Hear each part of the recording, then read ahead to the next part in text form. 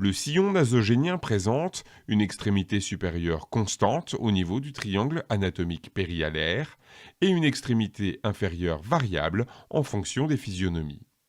L'insertion de l'aiguille se fait à l'extrémité inférieure du sillon nasogénien et les injections sont effectuées sur toute la longueur du sillon par une technique en éventail.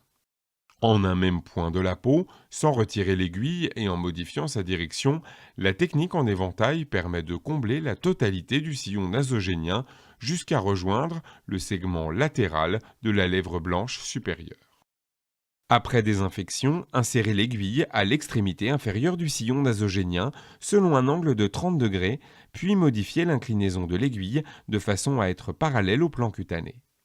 Poursuivez l'insertion de l'aiguille dans le plan cutané souhaité, puis effectuez l'injection rétrotraçante en retirant la seringue pour obtenir un dépôt de radiès linéaire et homogène.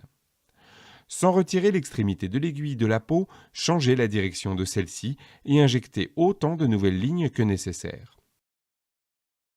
Les lignes de produits adjacentes sont disposées en éventail tout en limitant le nombre de points d'injection. La technique de l'éventail peut être combinée à la technique en superposition, dite en sandwich, en fonction de la profondeur du sillon nasogénien. Avec Radiès, l'appréciation du dépôt du produit et la correction corrélée sont estimées immédiatement.